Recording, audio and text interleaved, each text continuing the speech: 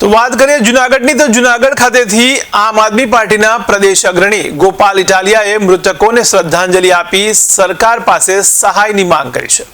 ત્યારે કાશ્મીરમાં આવેલ પહેલગામમાં આતંકવાદી હુમલામાં મૃતકના પરિજનોને સરકારે 1 કરોડ રૂપિયા સહાય અને સરકારી નોકરી આપવી જોઈએ તેમ ગોપાલ ઇટાલિયાએ શ્રદ્ધાંજલિ અર્પણ કરતા જણાવ્યું છે।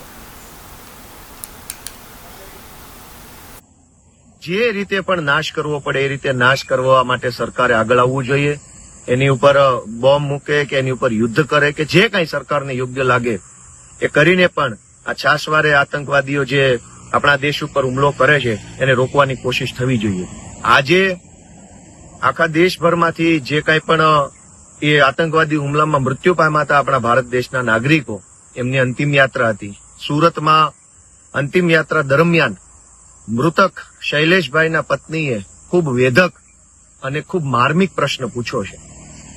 આજે બીજી કોઈ ટીકા ટિપ્પણીમાં ન પડતા શૈલેષભાઈના પત્નીના પ્રશ્નને સમજવો જોઈએ આપણે। એમણે એવી વાત કરી છે કે આ નિર્દોષ બાળકો જે છે એમના ભવિષ્યનું શું, એમને હવે કેવી રીતે એમને ભણતર મેળવવું, એમને ઉછેર કરવો, એમને એમનું સારું જીવન આપવા માટેનો જે આધાર હતો એમના પિતા શૈલેષભાઈ, એ આધાર ગુમાવ્યો છે।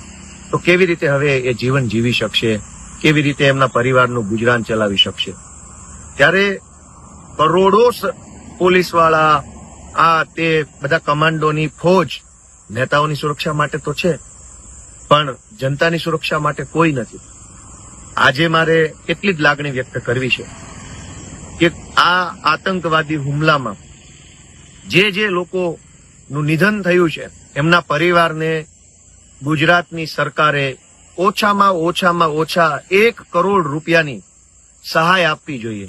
એટલા માટે નહીં કે એમના પરિવારમાંથી કોઈનું મૃત્યુ થયું છે એની કિંમત લગાવી જાય, એટલા માટે મદદ કરવી જોઈએ કે પરિવારનો સદસ્ય ગુજરી ગયા છે, એમનું ઘર પરિવાર ચલાવવા માટે, એનું ગુજરાન ચલાવવા માટે, પરિવાર ઉપર આકસ્મિક જે આફત આવી છે એ આફતમાંથી ઉગરવા માટે થઈ અને ગુજરાત સરકારે ઓછામાં ઓછી 1 કરોડની મદદ કરવી જોઈએ।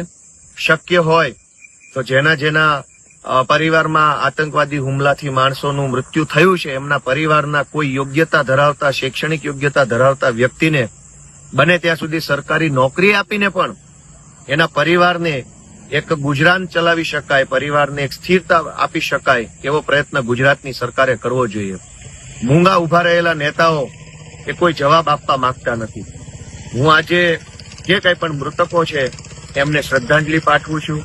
એમના પરિવારને ઈશ્વર ખૂબ શક્તિ આપે આ દુઃખ સહન કરવાની એવી પ્રાર્થના કરું છું અને ગુજરાતની સરકારને વિનંતી કરું છું કે નેતાઓ ખરીદવા માટે તો કરોડો રૂપિયા વપરાય છે, ધારાસભ્ય ખરીદવા માટે કરોડો રૂપિયા વપરાય છે, પણ આતંકવાદી હુમલામાં મૃત્યુ પામેલા એક ગરીબ પરિવારના, બાપ વગરના થયેલા, આધાર વગરના થયેલા નિર્દોષ બાળકોનું ભણતર ન બગડે, ભવિષ્ય ન બગડે, એ પરિવારનો વિકાસ ન અટકે, એટલા માટે થઈ ગુજરાતની સરકારે વહેલામાં વહેલી તકે તમામ મૃતકોના પરિવારને ઓછામાં ઓછા 1 કરોડ રૂપિયા આપવા જોઈએ અને શક્ય હોય ત્યાં સુધી સરકારી નોકરી પણ આપવા માટેનો પ્રયત્ન કરવો જોઈએ અને ફરીવાર આવા આતંકવાદી હુમલા દેશ ઉપર ન થાય એના માટે આકરા યુદ્ધ કરવું પડે તો પણ સરકારે આ પગલું ભરવું જોઈએ એવી મારી લાગણી છે, વિનંતી છે।